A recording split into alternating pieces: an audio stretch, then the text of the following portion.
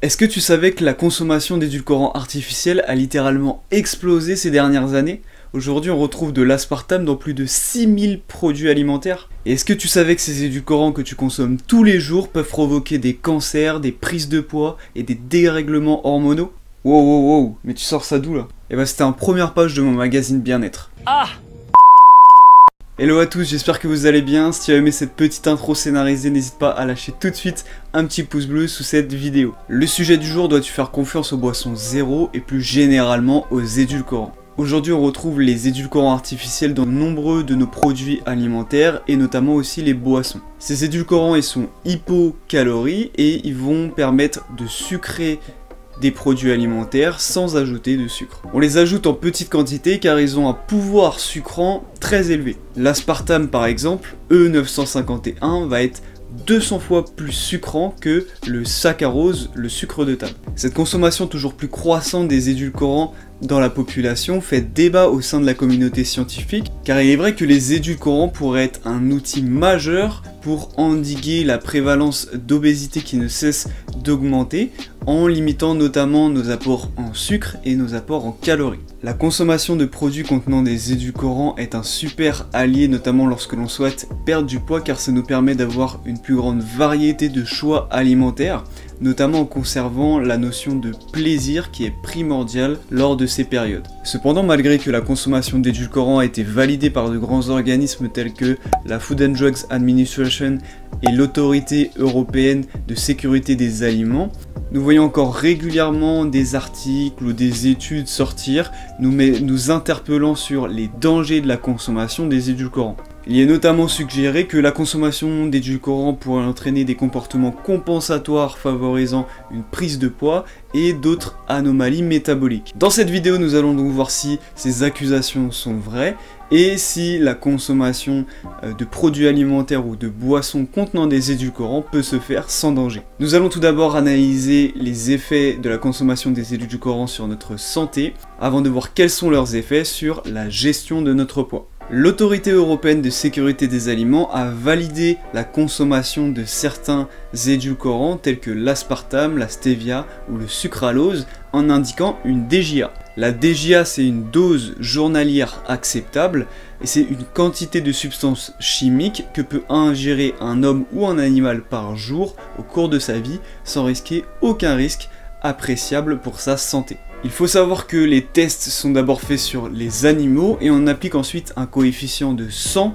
pour en déduire les DJA chez l'homme. À partir du moment où on n'a trouvé aucun effet indésirable à partir du niveau maximal lorsqu'on a fait une étude chez les animaux, c'est à partir de ça qu'on applique un coefficient de 100 et qu'on détermine la DJA chez l'homme. Donc on applique vraiment une grande marge de sécurité pour éviter tout effet indésirable. La DJA de l'aspartame par exemple est fixée à 40 mg par kilo par jour. Pour une personne qui pèse environ 60 kg, ça représenterait une consommation journalière de 36 canettes de soda zéro ou light pour atteindre cette fameuse DJA. Il faut savoir aussi que ces doses elles ont été fixées par rapport à la consommation des édulcorants de la population pour que en fait ce ne soit quasiment jamais atteint. D'autant plus que certains édulcorants comme la stevia ont un goût particulier qui vont limiter une surconsommation.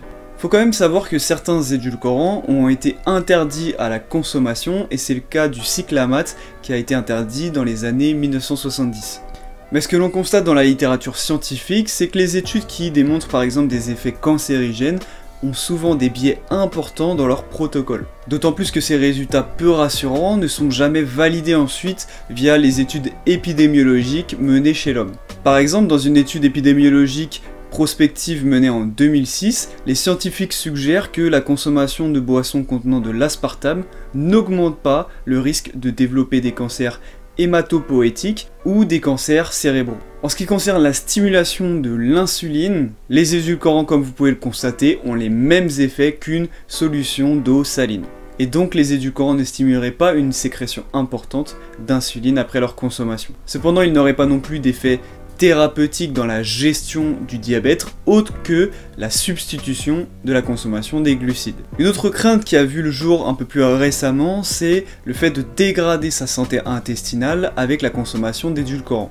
Cependant, cette crainte est fondée sur une seule étude menée chez la souris en 2014. Cependant, comme le montre Menno Henselman dans l'un de ses articles, de nombreuses incohérences viennent décrédibiliser les conclusions de cette étude. La nature de l'édulcorant comme l'extrapolation des résultats du rongeur à l'humain sont notamment fortement remis en question. Une revue scientifique de 2019 a même conclu qu'il n'y avait aucune preuve d'un effet indésirable sur la santé humaine. Au vu de ces données, on peut en conclure que lors d'une consommation d'édulcorants respectant les DJA, les édulcorants ne provoqueraient pas d'effets cancérigènes, de dérèglements hormonaux ou de dérèglement de la flore intestinale. Néanmoins, malgré une consommation toujours plus importante des édulcorants, on ne voit pas la prévalence de l'obésité qui va diminuer. Et l'une des théories mises en place par certains serait que la consommation d'édulcorants entraînerait des comportements compensatoires nous poussant à par exemple prendre du poids.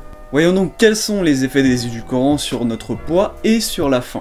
Cette semaine, je vous ai partagé une étude sur mon compte Instagram. D'ailleurs, si vous n'êtes pas abonné, vous pouvez aller le faire. Je partage de plus en plus de contenu sur mon compte. Et dans cette étude, 19 personnes de corpulence normale et 12 personnes obèses entre 18 et 50 ans ont testé l'effet d'une collation, un préload, contenant de la stevia ou de l'aspartame ou du saccharose qui est le sucre de table, sur notre consommation de nourriture. Les collations, elles ont été prises avant le déjeuner et avant le dîner sur 3 jours distincts. Aucune compensation ou aucune modification sur le comportement sur le repas de déjeuner et dîner n'a été constatée lorsque les sujets ont consommé soit de l'aspartame, soit de la stevia par rapport à la consommation d'un repas contenant du sucre. Il faut savoir aussi que dans les 3 groupes, il y avait le même niveau de faim.